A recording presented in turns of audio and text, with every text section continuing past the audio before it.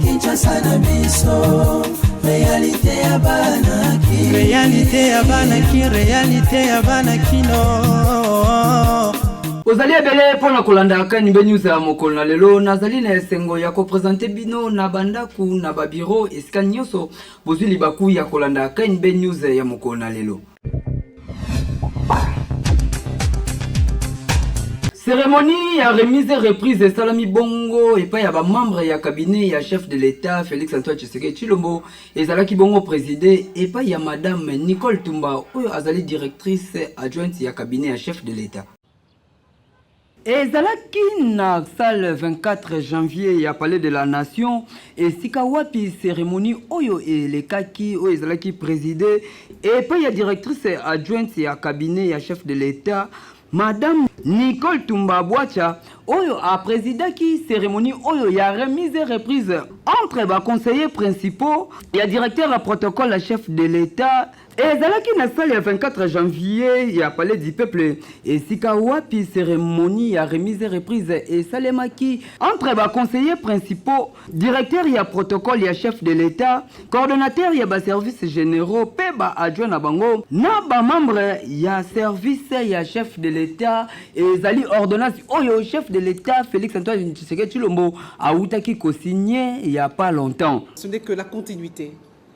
Et cette continuité marque vraiment le souhait du président de la République de nous voir nous dépasser dans le traitement des dossiers pour que le pays aille de l'avant. Et Dieu seul sait qu'on en a vraiment besoin. Et pour cela, je vous remercie du fond du cœur. Cette cérémonie est donc terminée. Et j'espère qu'on peut s'applaudir nous-mêmes parce que c'est formidable.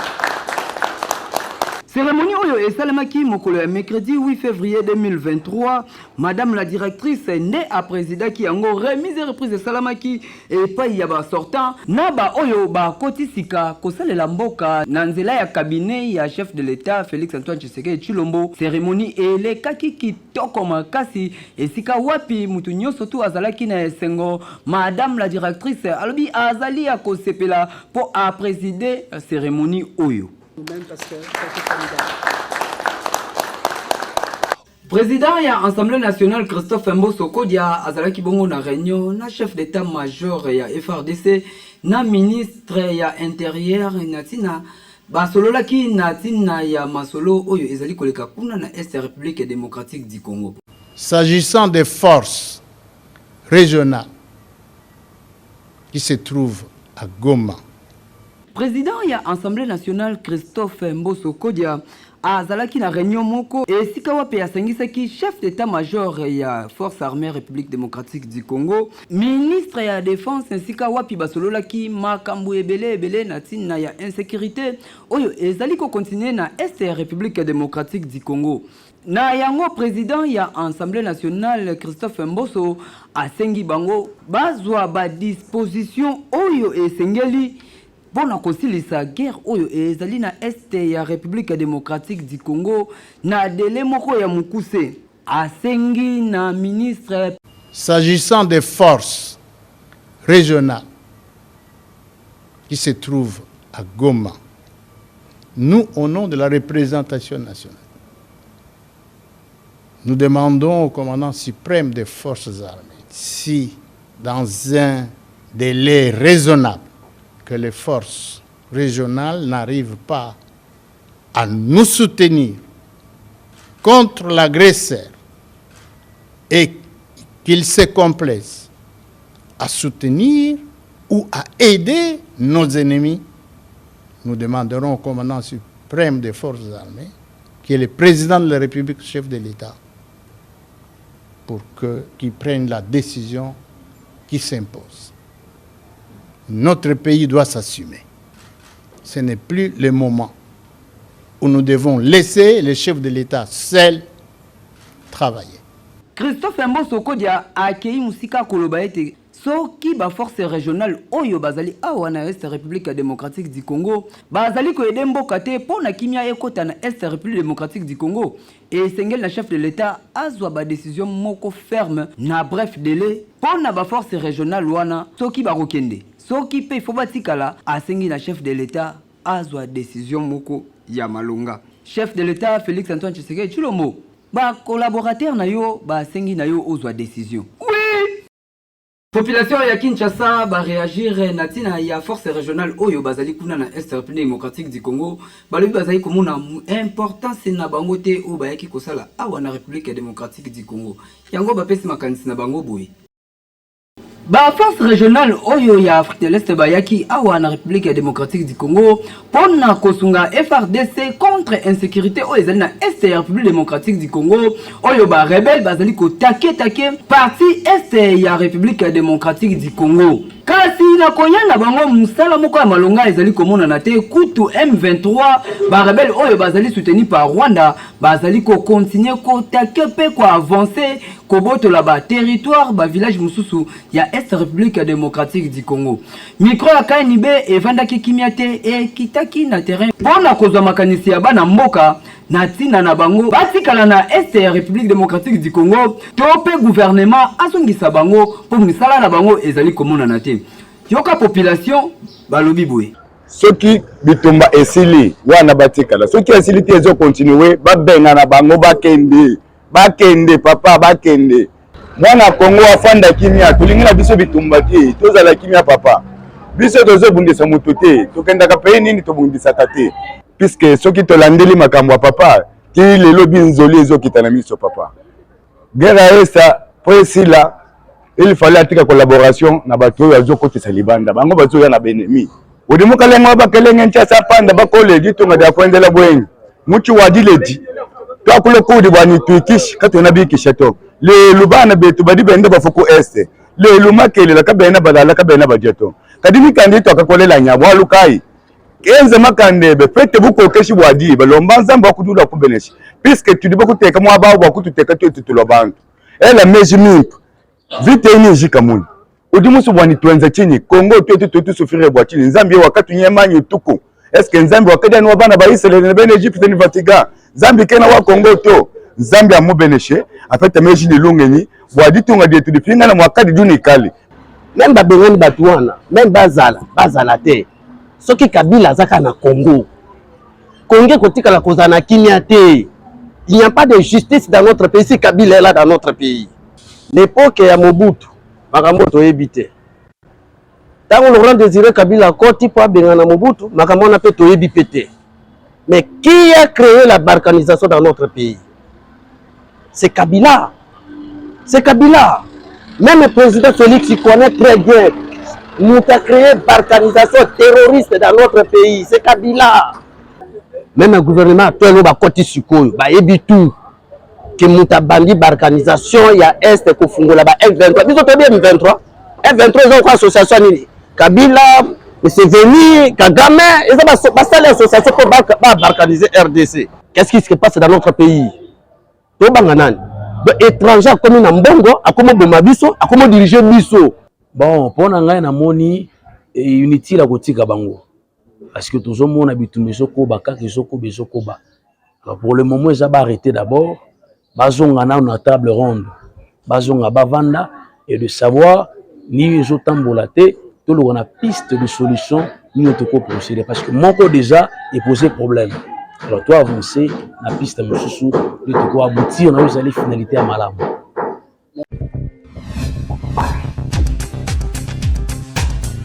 Pape François a remercié chef de l'État Félix Antoine Tshisekedi Tshilombo pour na invitation, pe a remercié peuple congolais na accueil oyo ba réservaki pour na ye na ba jour oyo asalaki awa na RDC.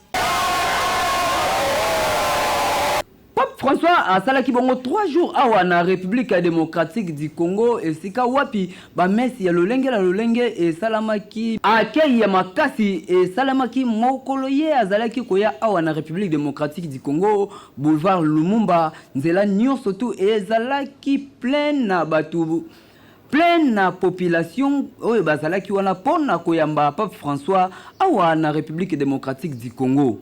Na kozonga na ye Pape François population azalaki wana pour la kopesa ye au revoir.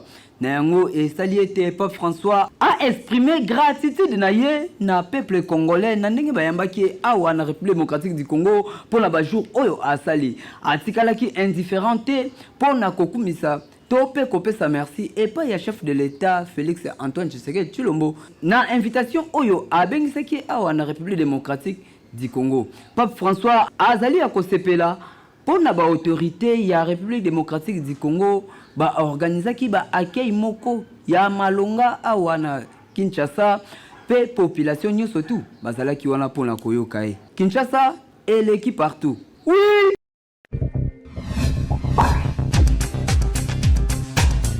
Beltesco azali ko conseiller ko servir la population ya République démocratique du Congo ayeli bino mayonnaise mayo oyo bazali ko benga soupe ya banjelo.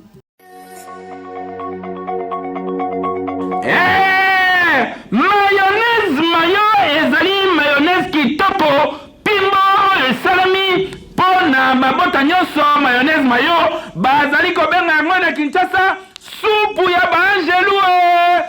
Beltesco ayeli bino une fois de plus comme Mesano qualité à produit qui toko babengi mayonnaise mayo. Tala to elibino une fois de plus mayonnaise ya 1 litre ngaba yango mayonnaise ya ma famille oyo kangisa masolo. Mayonnaise mayo esengi koyeba ke ekoki ko accompagner bino tangu ya ba petit déjeuner na bino to pe ba repas en famille. Papa, maman, elenge mwasi elenge mobali tala soki basengi yo mayonnaise konyo kwa manayo lisusu te kende kaka mbala moko loba na boutique ozali koluka nde mayo e yango bomona kaso ozali kotambola Kinshasa to Congo mba bali kokoma poulet mayo yango ezali mayonnaise oyo donc polia soso ya kitoko esengeli kaka mayonnaise mayo na ba supermarché partout au kokuta yango avec un partenaire idéologique toujours Gouya kitoko elengi na munoko mokili mobimba esepela na Gouya mayo polia taba kotumba esengeli kaka mayonnaise mayo polia ngulu ya moto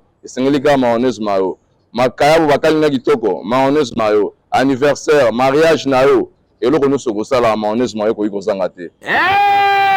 Beltesco asala kama sekite Beltesco mokonzi ya ba produit ya qualité botala ba memeli bana ya RDC mayonnaise mayo avec un partenaire idéologie Kinshasa mobimba ekomi kaka mayo na mayo lokola bazali kobenga yango mikolo yo supu ya banjelu elenge wapi ekeyo oui.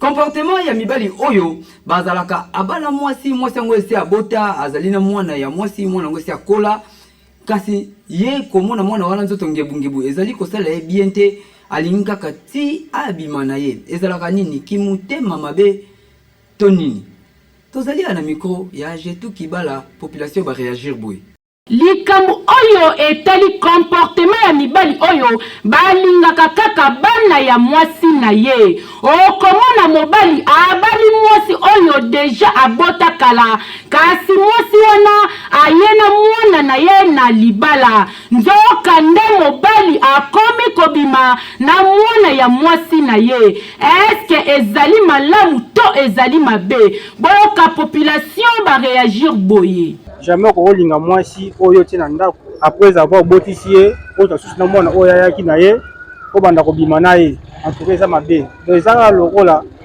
mwasi oyo tina ndako akeni kolinga grand frère na yo ko banda ko bima na ye eza ko neti ko kotisi mutu na famille ya bato ta omoni mutazola te mabe foko éduquer soki yo ko éduquer te yebisa mama na ye mama za na facilité ko éduquer mwana na soki za mwasi ko éduquer ko soki mwana mobali ngani mobali na ko éduquer mais soki aza ya mwasi okopesa le rapport epa mama na ye akolinga ateya mwana mpo mabe un jour ezala te mwana nanga fona azali kola mwana oyo nga na boti ifo nabokola ye akola mpena na éducation oyo ya ngai ata un jour soki akei na ye na ndako ne ya libala aanokezoneki te na papa soki oza na besoin ke andeo ya mwasi oyo oza na yo bakasa mwasi mosusu okoki obima ata libanda oke koluka oyo mosusu yo moni ke okoki osepela na ye osali babesoin na yo epa na ye mais jamais kokotaka na ndako ozwaka oyo ezaki na ndako omoni ke eza mabe papa il faut apprendre ya kondima responsabilité ya mwana oyo aye na ndako na yo na mama oyo lingi.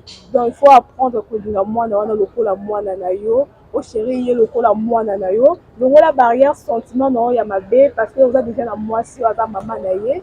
On dirait qu'au bal il faut faire d'aller considérer mwana wana lokola mwana na yo ya moko.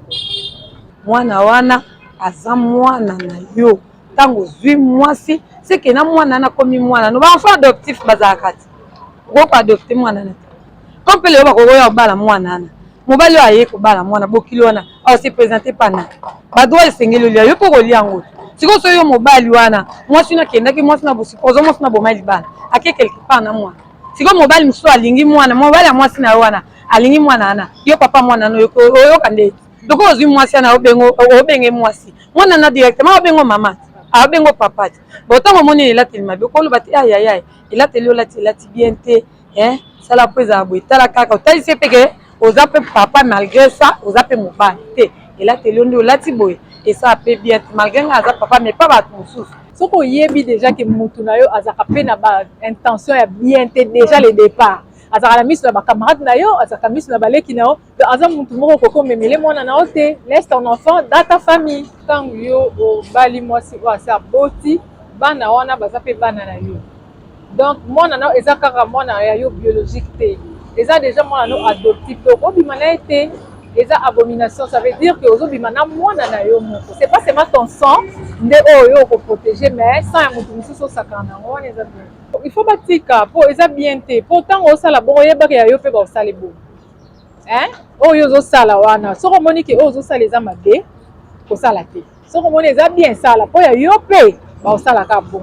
Ndeko mobali oyeba ete tango olingi mwasi oyo deja abota yeba ke mwana ya mwasi na yo akomi pe directement mwana na yo yonde ozali papa na ye parce que ozobokola ye makambu ya kobima na mwana ya mwasi na yo ezali kitoko te ezali mabe makasi Kinshasa eleki partout. Oui.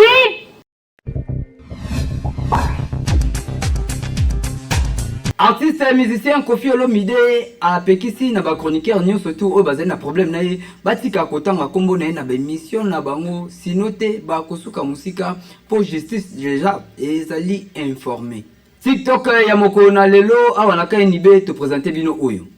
Rando likolo ya rando biloba loba eleki mingi artiste musicien Kofi Olomide a kebisi na ba chroniqueur nyonso tu oyo baloba kamabe contre ye a informé déjà procureur général a informé ba instance nyonso tu contre ba chroniqueur oyo baloba ka kombo na ye batika kotanga kombo na ye baloba yango lisusu te soki o akoloba ngo bango mibale bakosuka na justice tozali sûr que ezali kaka likolo ba misusu bazali ko soutenir manike na biloba loba na ye pe bango bakomi kosala ba interprétation kobimisa ba makambo mususu yango epesi artiste musicien Kofi Olomide kanda koyebisa ba chroniqueur oyo batika kotanga kombo na ye na bemission na bango ataza na actualité ndenge nini o yemoko azali na posta ya promotion ya makasi kasi bango batanga kalisu lisolo na ye te o akobeta lisolo na ye pardon badi bakosuka musika o azana mato ya koyoka.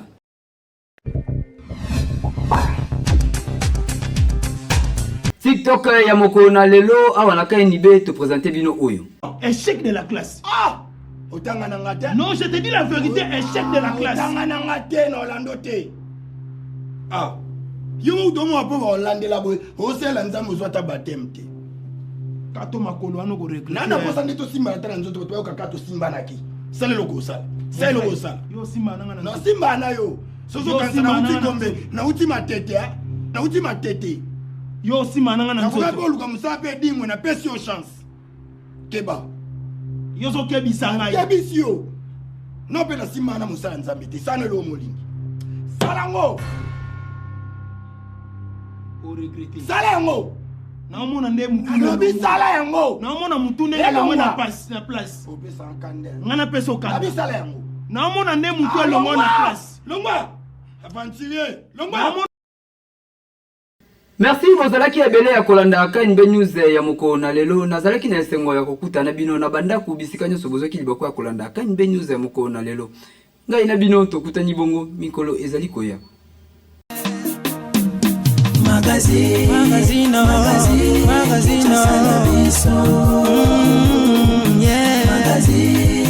Magazine Kinshasa na biso Réalité ya bana ki Réalité ya bana kino